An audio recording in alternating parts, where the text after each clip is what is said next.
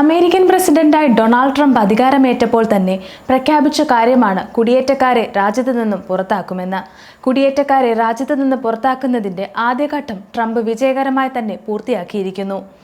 എന്നാൽ ചെറിയൊരിടവേളയ്ക്ക് ശേഷം കുടിയേറ്റ നിയമങ്ങൾ വീണ്ടും ശക്തമാക്കിയിരിക്കുകയാണ് ട്രംപ്. കുടിയേറ്റക്കാരെ വേഗത്തിൽ രാജ്യത്തിൽ നിന്ന് നീക്കം ചെയ്യുന്നതിന്റെ ഭാഗമായി 1798 ഏലിയൻ എനിമീസ് ആക്ട് അവതരിപ്പിക്കുമെന്ന് ട്രംപ് ശനിയാഴ്ച പ്രഖ്യാപിച്ചിരുന്നു. ട്രെൻഡി അരാഗ്വ എന്നറിയപ്പെടുന്ന വെനസ്വേലിയൻ സംഘം യുഎസിലേക്ക് അധിനിവേശം നടത്താൻ ശ്രമിക്കുന്നുണ്ടെന്നും അവർ അപകടകാരിയും രാജ്യത്തെ തകർക്കുകയും ചെയ്യുമെന്ന് അദ്ദേഹം വ്യക്തമാക്കി. അവരെ ലക്ഷ്യം വെച്ചാണ് ട്രംപ് ഈ നിയമം നടപ്പിലാക്കാൻ ഒരുങ്ങുന്നതെങ്കിലും ഈ നിയമം ട്രംപ് വിചാരിച്ചതുപോലെ നടപ്പിലാക്കാൻ സാധിക്കുകയാണെങ്കിൽ ഇന്ത്യയിൽ നിന്നുള്ള കുടിയേറ്റക്കാർ ഉൾപ്പെടെ മറ്റു രാജ്യങ്ങളിൽ നിന്ന് യുഎസിലേക്ക് വരുന്നവർക്കും പണി കിട്ടും.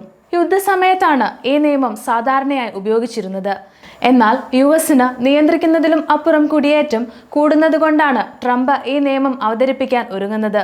സാധാരണയായി ഈ നിയമം ഉപയോഗിച്ച് ഒരു രാജ്യത്തിന് ഭീഷണിയായി കണക്കാക്കപ്പെടുന്ന രാജ്യങ്ങളിൽ നിന്നുള്ള ആളുകളെ നാടുകടത്താനോ തടങ്കലിൽ വെക്കാനോ പ്രസിഡന്റിന് പ്രത്യേക അധികാരമുണ്ട്. കുടിയേറ്റത്തിനെതിരായ കർശന നിലപാടിന്റെ ഭാഗമായി ട്രംപിന് ഇതുപയോഗിച്ച് നാടുകടത്തലുകൾ വേഗത്തിലാക്കാൻ കഴിയുമെന്നാണ് റിപ്പോർട്ടുകൾ.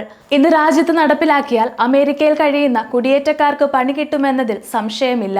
വെനസ്വേലിയൻ സംഘമായ ട്രെൻഡി അരാഗ്വ വെനസ്വേലിയൻ സർക്കാരിനു വേണ്ടി പ്രവർത്തിക്കുന്നുണ്ടെന്നും അവർ യുഎസിലേക്ക് വന്നാൽ ഗുരുതരമായ അപകടമാണ് ഉണ്ടാക്കുന്നതെന്നും ട്രംപ് അവകാശപ്പെടുന്നുണ്ട്.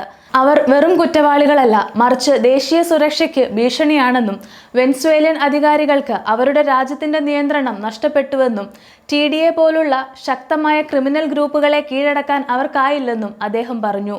വെനസ്വേല ഇന്ന് ഒരു ഹൈബ്രിഡ് ക്രിമിനൽ രാഷ്ട്രമായി മാറി. ഇന്ന് ആ രാജ്യം സർക്കാരും കുറ്റവാളികളും ചേർന്ന് ഭരിക്കുന്ന ഒരു ഇടമാക്കി മാറ്റി. കൂടാതെ അവർ യുഎസിലേക്ക് അധിനിവേശം നടത്താൻ തീരുമാനിച്ചിരിക്കുന്നു. ഇത് അനുവദിച്ചുകൂടെന്നും ട്രംപ് പറഞ്ഞു. എന്നാൽ ട്രംപ് തന്റെ പദ്ധതി പ്രഖ്യാപിച്ച് ഏതാനും മണിക്കൂറുകൾക്ക് ശേഷം തന്നെ US judge James E. Boasberg alien enemies ആക്ടിനെതിരായ അടിയന്തര ഉത്തരവ് പുറപ്പെടുവിച്ചു. അമേരിക്കയുടെ ചില ഭാഗങ്ങളിൽ ഈ നിയമപ്രകാരം ആളുകളെ തടവിലാക്കുന്നുണ്ടെന്ന റിപ്പോർട്ടുകൾ പുറത്തു വന്നതിനെ തുടർന്നാണ് ജഡ്ജിന്റെ ഈ നടപടി. എന്നാൽ തന്റെ പദ്ധതികൾ എന്ത് വില കൊടുത്തും നടത്തിയിട്ടുള്ള ട്രംപ് ഈ നടപടികളെ എങ്ങനെ നേരിടുമെന്ന് കണ്ടറിയേണ്ടതുണ്ട്.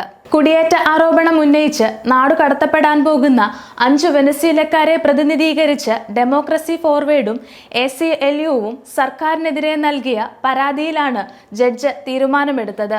ട്രംപിന്റെ ഉത്തരവുകൾ തടയുന്നത് ദേശീയ സുരക്ഷയെ ദുർബലപ്പെടുത്തുമെന്ന് വാദിച്ചുകൊണ്ട് ജസ്റ്റിസ് ഡിപ്പാർട്ട്മെന്റ് ജഡ്ജിയുടെ തീരുമാനത്തിനെതിരെ അപ്പീൽ നൽകി.